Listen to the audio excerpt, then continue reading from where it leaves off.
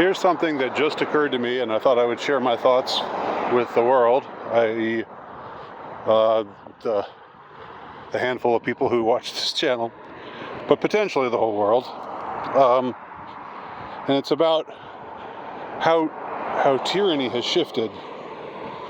You know, I've written a lot lately on my Substack page about when political correctness was first activated in 1990. It did not exist prior to 1990.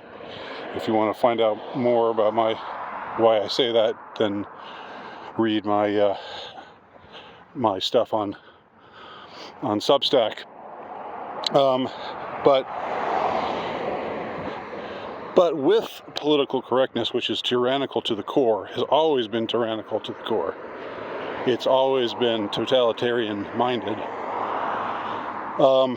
With the emergence of political correctness, now called wokeness, there's a new form of tyranny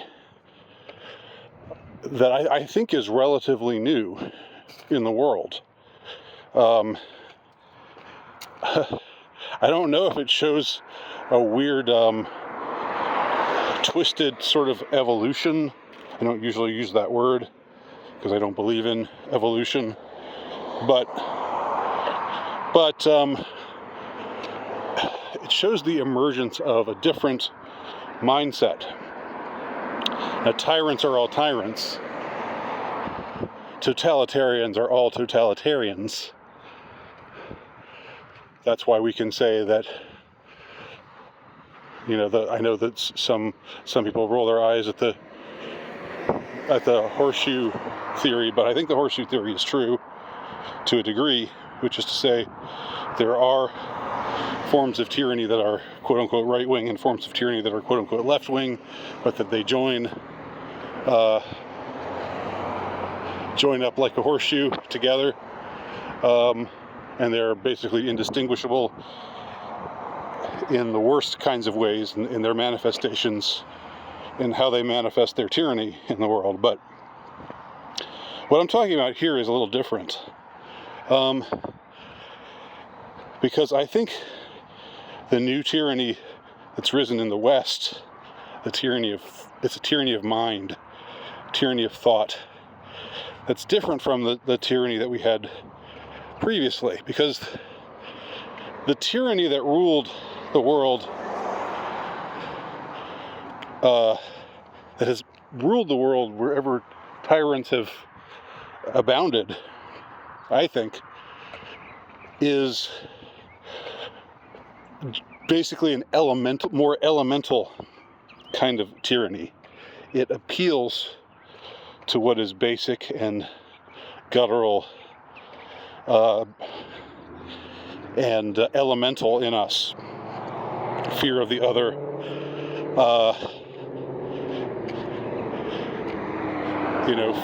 fear of that which is maybe in our midst, but doing us harm. The traitors in our midst, the fifth columnists in our midst, and that sort of thing. And so it would appeal to things like quote-unquote racism and quote-unquote sexism or quote-unquote homophobia. And you have to put quotes around those words, even though I think words like those do have meanings, but they're just abused so often today, and they're abused far more often than they're properly used. So you have to put quotes around them because they're just words that they cue the eye roll. Just like horseshoe theory does for some of you. They cue the eye roll in a lot of us today because of how disingenuously they are brandished. So, but what I'm saying is, in the past, the idea was to appeal to the guttural level of the people. Demagoguery, right? What they accused Trump of being a demagogue. They would accuse anyone who was populist today of being a demagogue. And demagoguery is real. It does exist. And a demagogue can be defined as somebody who manipulates his audience by playing on their basic fears and saying, if you give me power, I will protect you from these things that menace you today. So, because we're hardwired to, not for evolutionary reasons, not for Darwinian reasons, but it's a part of our makeup, nevertheless, to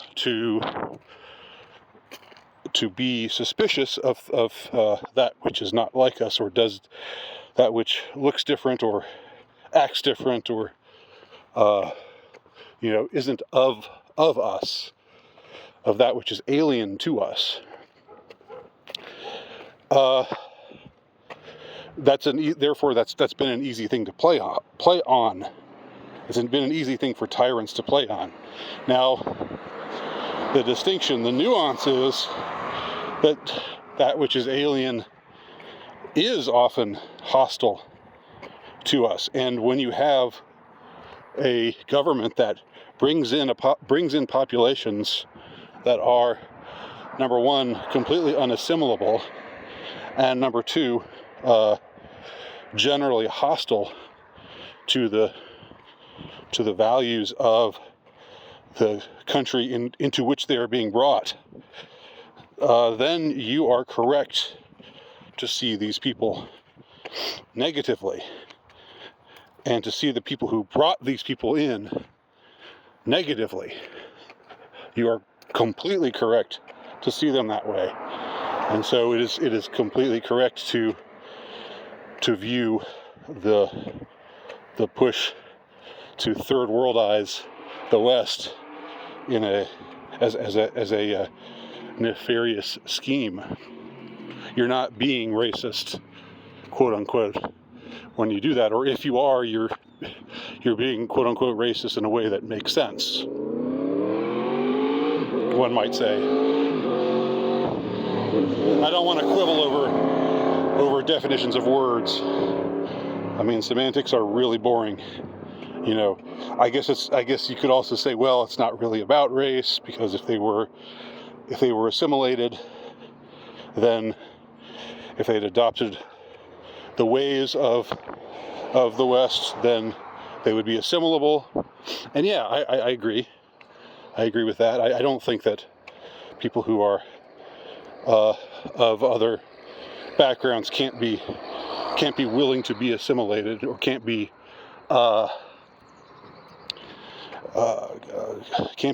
converted to taking on the values of those whom they live with, those whom they have chosen to live among. But at the same time, well, anyway, I think you get what I'm saying there. Before I just tumble down that rabbit hole totally. But I think that, and here's the thing, the new kind of tyranny, instead of appealing to our base and gut level fears, the new tyranny appeals to our sense of virtue, perversely enough.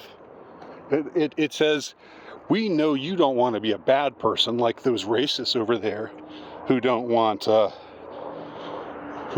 people living among them who are totally unassimilable and completely savage in their ways. We know you're not a racist like those people. We know you're not a sexist like those people, and you're not a homophobe like those people over there, those awful people. We know you're better than that, and we're appealing to this about you. We're appealing to your better nature. That's how they phrase it. That's the way that they make their appeal sound. But of course, they're being disingenuous. What they're appealing to is our fear of being left out, our fear of being considered a bad person. That's one word, bad person. They appeal to our fear of having a scarlet A fastened to our chest, or a scarlet R for racist, or M for misogynist fastened to our chests. And so it's still a gut appeal, because we also have that. And I'm realizing that now. I didn't realize that when I started talking. This is all just unfolding as I'm speaking, but our desire to be our desire to be seen as good people, our desire to not be seen as one of the bad people. It's real. That really is a very gut level desire as well. And so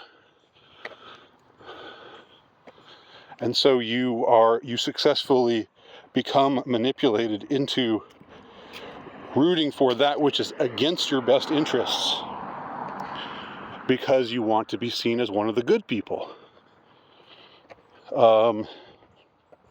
You don't want to be seen as a deplorable. And it seems to me that that is the new tyranny today.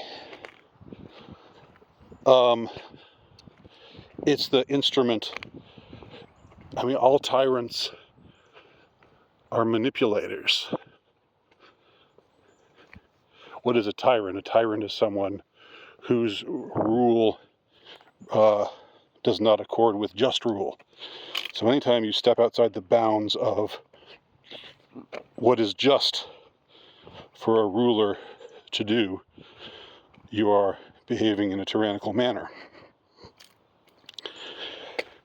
But a tyrant justifies his tyranny by manipulating those whom he rules over. And more in the West, among what could be called the native populations of the West, I mean the white people, the people who are historically called white. And yes, I know North America wasn't originally where white people lived, but maybe I'll say our European background. I don't know if there's any argument that white people are not native to Europe. I know that they're trying to make old movies where people who are not white are just walking around with, in the 1600s. I mean, I know that's going on, but I don't think anyone is saying that white people are not of the West. So, all this is to say that I think that among the native population of the West, i.e. white people, the historical West, the political West, the appeal is more and more to our sense of shame, because we don't want to be bad persons. We are told what it means to be a good person. Again, that's one word, good person.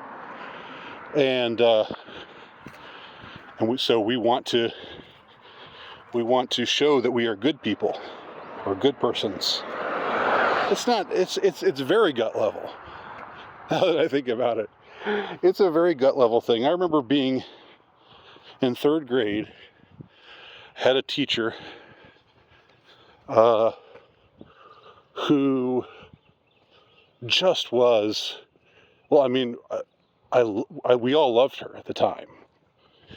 But I look back on third grade now, and, she was just, what she was very good at doing was pounding these ideas into our minds. And to the point where we didn't want to seem like bad people. And this was especially potent for me. This teacher talked about how important it is to be honest, and that to be dishonest is worse than to do bad things. Like if you do bad things, but then you're honest about it, you're honest that you did something bad, she basically saw that as acceptable. But if you did something bad and then you lied about doing something bad, or you cheated on a test or a paper or anything, if you were dishonest in any way, then that was really bad. And, I thought at the time, she's just appealing to our, well, I didn't think, when I was in third grade, I didn't think to myself, she's just appealing to our moral nature. But at the time, I just thought, honesty is truly important. I don't think most teachers put as much emphasis on just talking to us all and giving us these real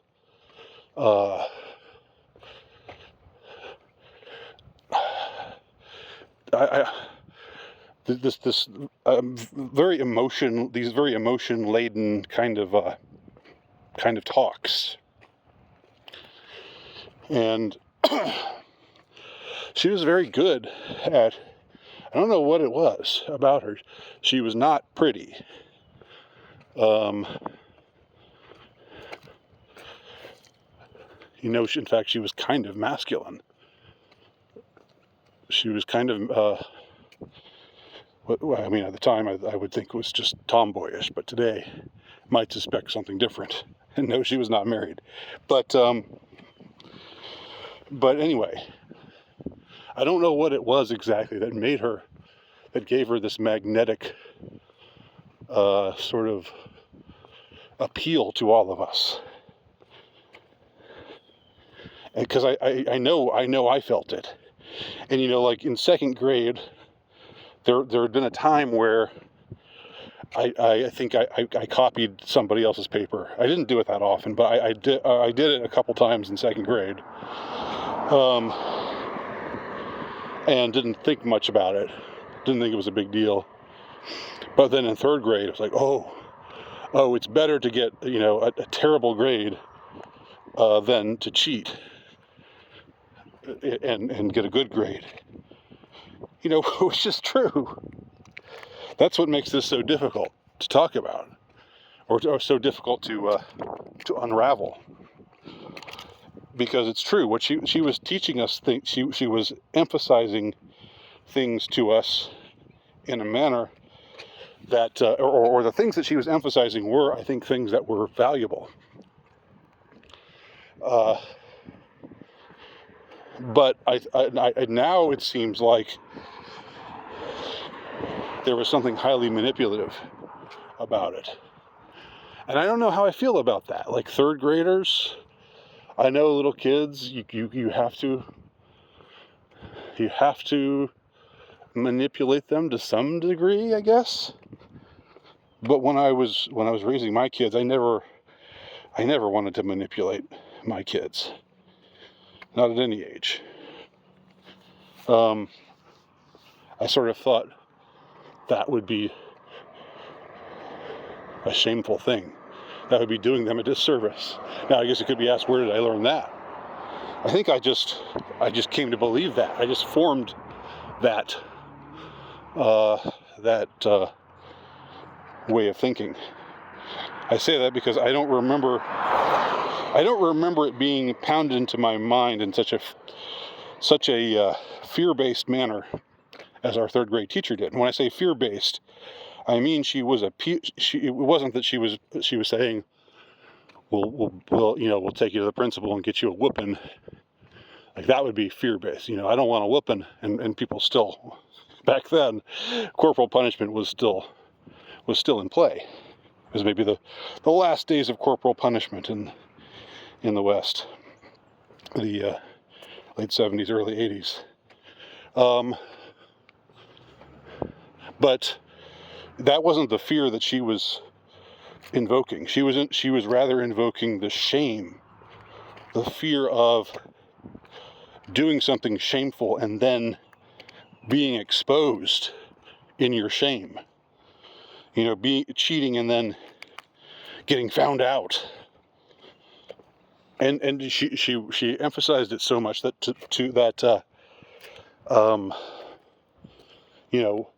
she basically told you that she told us that if we ever cheated, we already gave ourselves away. It was like the shame started once you did the bad thing. But it was still the fear of being, of having been exposed. So it's complicated. It's complicated. I guess because, in your heart you would still know that you cheated, that you were dishonest. And honesty that was her pet peeve. That was her bugaboo. That was the thing that she preached more than anything. And that's good. It's good to preach it. I think she had such a hold over us. There was something demagogic about her. This lesbian third grade teacher. Who would have thunk it? Because she could be very stern, but you wouldn't think of her as stern at the time. You wouldn't think of her as mean. She could be scathing. I remember her yelling at me one time, and I've rarely felt worse than I felt after she yelled at me. Because it was her, because it was this particular teacher who had gotten me to feel this way towards her, and to internalize the values that she was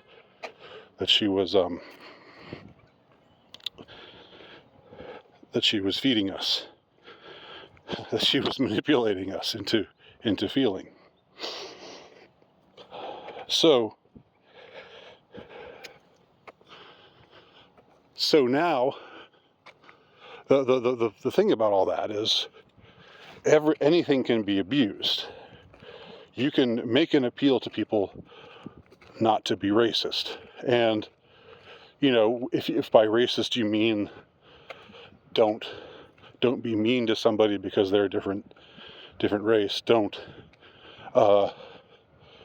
assume bad things about somebody just because they're a different race. Don't use abusive language towards somebody of a different race.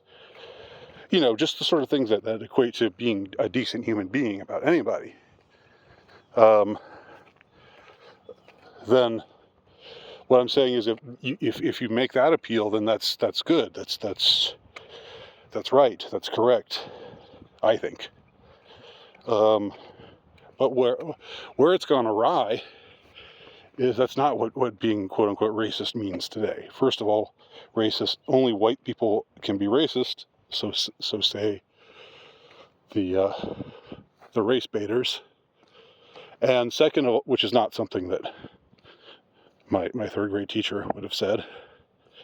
And second of all, what they've basically told us is, you're bad for being white. You should be ashamed of yourself for being white. Your people has historically been terrible to people of other races, which isn't, they distort history to emphasize white wrongdoing and de-emphasize non-white wrongdoing, and to de-emphasize white right doing and emphasize non-white right doing. Hey kitty. Hey kitty. But so what the problem is now, if we're going to let's just stick to racism, to the thing about racism. I guess Kitty doesn't want to come along. That's fine. I didn't say pss, pss, pss, pss, so maybe that was what I should have done, but the moment has passed. So the problem is that they've already gotten you hooked on this. They've got you on this hook, which is not you, probably not you. I'm guessing if you're one of the people who watches my videos, but they get people on this hook where they just say, okay, racism is bad, don't be racist, and it's a bait and switch, because they bait you with, don't be mean to people of other races, don't assume bad things about people of other races, be fair in the way you treat people of other races, whatever. You don't have to marry them, you don't have to you don't have to do special things for them, but just be decent to them, be fair to them, the way that you should be decent and fair to everybody. That was the hook that they used, but then they switched out the bait, and they switched it in with this poisonous anti-white ideology that is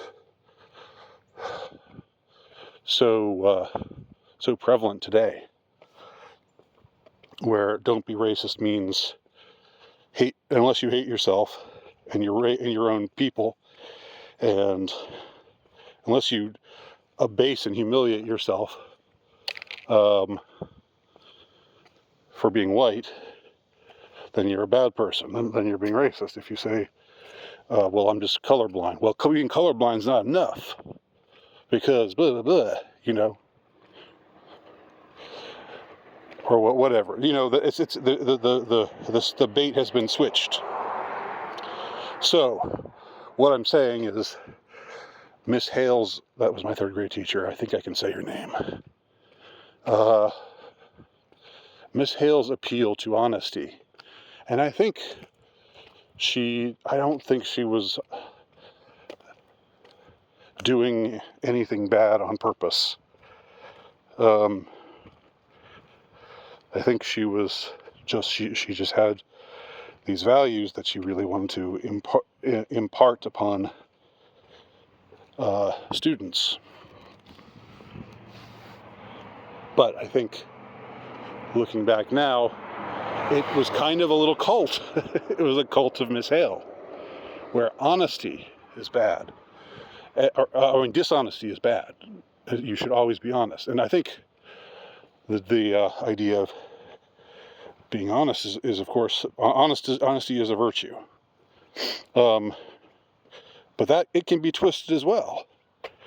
It can mean, if somebody asks you something that they have no right to know, you should still tell them, because they're from the government, or because you need to allow them to have power over you. You shouldn't be suspicious of them. They mean you no harm. They just are demanding this information from you. Census takers or whatever. I'm trying to think of other examples of what I mean. But I think there are times when, if you're asked for information that people have no right to, or when you're asked for information and telling and being honest would have a negative, would have a cumulatively negative effect. Like if you were hiding a political dissident who'd done no wrong, if you had someone like that in your basement, and someone came to your house and said, do you know what happened to this political dissident? We need to find him and throw him in prison because he's spreading harmful disinformation. The way they use disinformation and misinformation these days. That they say you're not being honest. They say to people who they accuse of of spreading misinformation, they accuse them of not being honest, as if they have the an exclusive claim on honesty, as if they, the ones who are making this, who are attempting to censor and socially isolate bad thinkers or bad persons, as if they have some exclusive claim on what honesty is or what the truth is. So I think that even the appeal to honesty, I think, she would, like, there are always like exceptions, and there are always exceptions to rules. Or if you take a definition that meant X in the past, and you get it, and you start using it, if you start saying, well, X was fine as far as it goes, but X wasn't good enough. It wasn't good enough to say be colorblind. Now we have to say, hate yourself if you're white, and don't hire white people, especially not white men, and blah, blah, blah, and so forth. Same goes for honesty. Honesty can also be abused. And so I guess what I'm coming around to saying, the end of this, I'm going to end this ramble now. What I've come around to saying is that the new kind of tyranny, which appeals to people's desire to be thought of as virtuous, that's as much of a guttural thing as the appeal to people's fear of wanting to keep out the other, or they're like playing on their primal fears of people who are different from them. They're both, because we want all of those things are primal desires in us. We want to be thought of well, just as much as we want to be kept safe. So it's different kinds of appeals. Anyway, those are my thoughts in very inchoate form. I just thought I'd share them with you. I do hope if you watch this video that you watched it on at least 1.5 speed. But thanks for watching if you have.